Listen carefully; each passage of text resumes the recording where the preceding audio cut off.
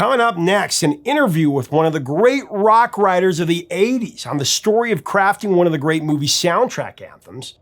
It was one of the biggest blockbusters in 1985. It's one of the biggest film franchises ever.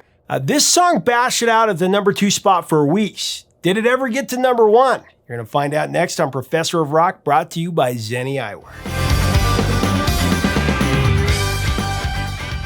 Hey, music junkies. Professor of Rock, always here to celebrate the greatest artists and the greatest songs of all time.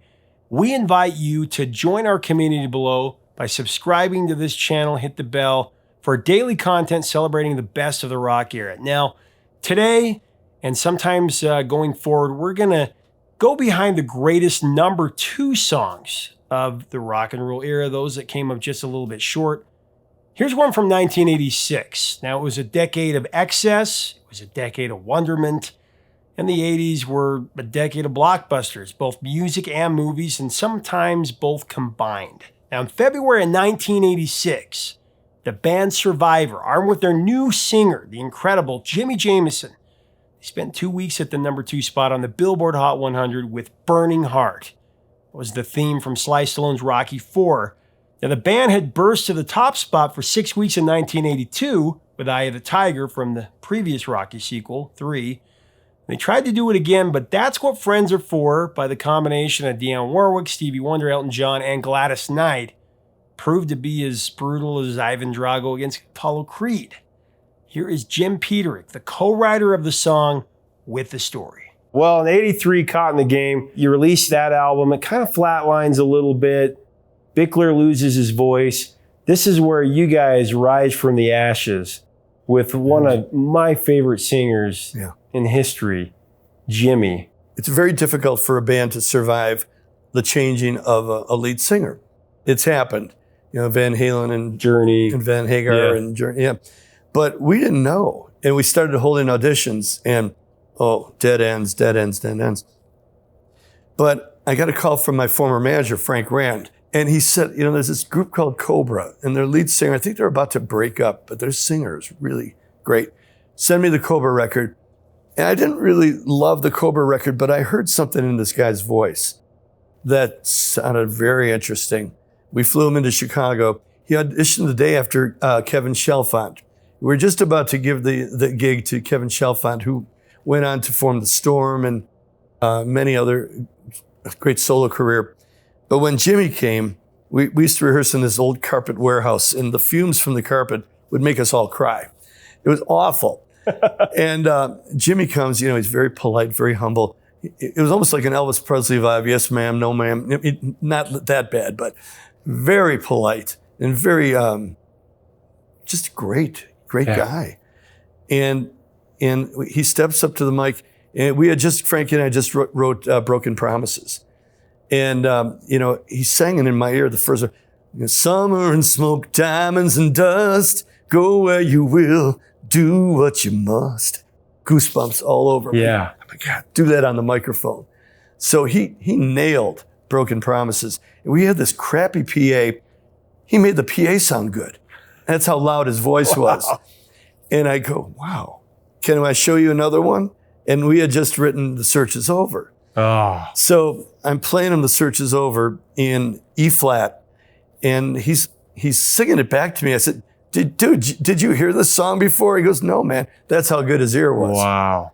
And we get to the chorus, and we're doing it. He goes, and now I look into your eyes, and his voice cracked on eyes. And I go, well, stop the band. Frankie, we better lower this a half step.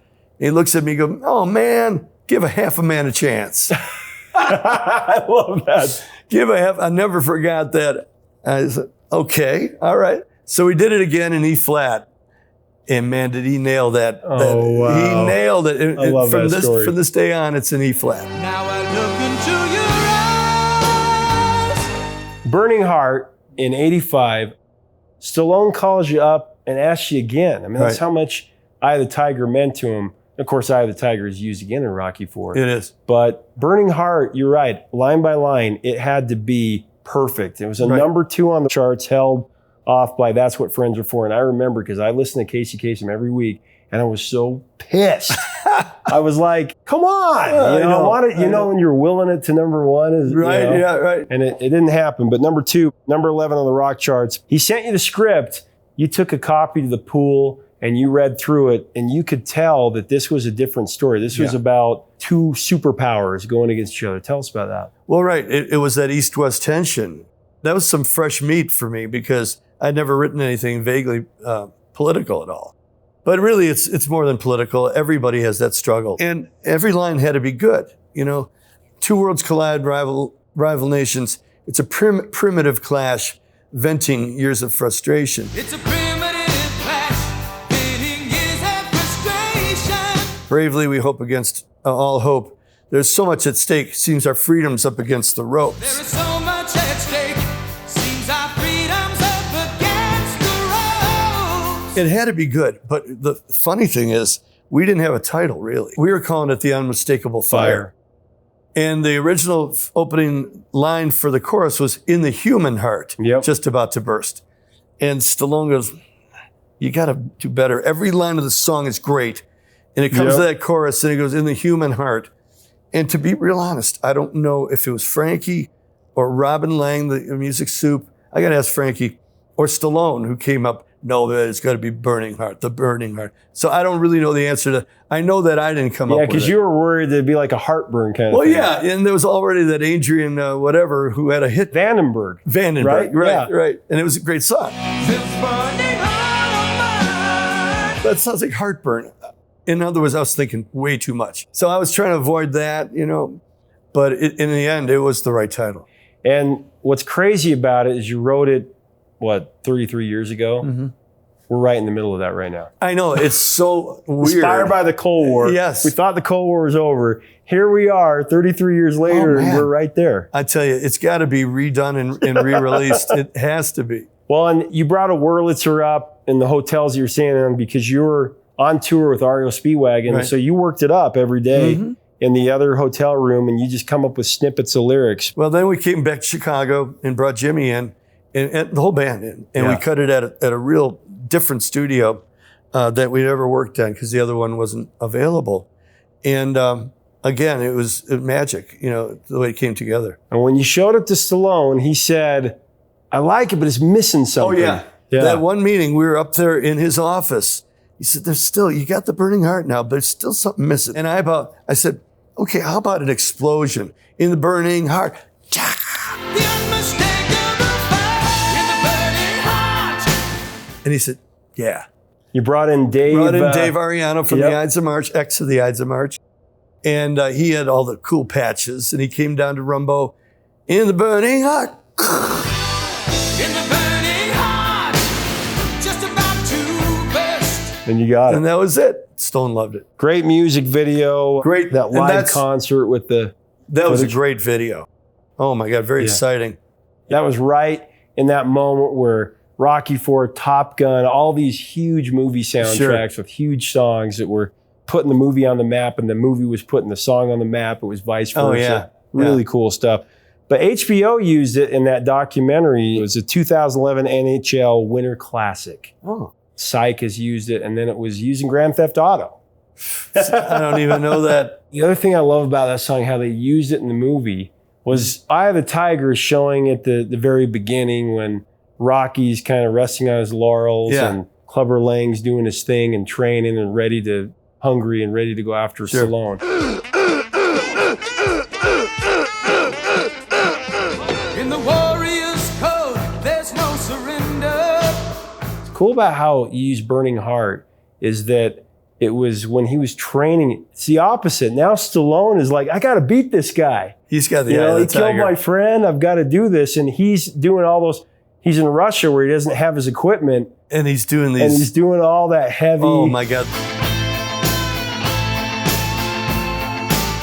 The abs works. Oh my God. Crazy. Carrying that thing. Yes. All organic. I remember watching as a kid, and we try to copy those things, me and my brother. Yeah. But that's what I loved. The way that you used both of those songs in those movies were perfect. Yeah. It was like you guys wrote a great song, and Stallone was able to just put it to the movie. And the synergy between movie and song in general, that's so powerful. look at the Top Gun hits and everything. It's important where you use it in the movie. It is. It's really got to strike a chord. I mean, Jimmy is incredible. Jimmy's vocal, when he did the final vocal, we're all in the control room. It was just an incredible moment. So his vocal just killed it. Hey, thanks for watching. Leave us a comment about Survivor and this empowering song. I feel like Survivor is one of the great, just underappreciated bands of the time. No doubt you have memories that are tied to this song. Tell us those. We want to hear them. You can also get Survivor's music, Rocky merch below. We've got some links in our Amazon. Just click on that. Also, if you like our content, we, again, ask you to join our community, be a part of it, subscribe to this channel. Also, you can become a patron to help us keep the music alive. Until next time, 3 chords and the truth, my friends. See you later.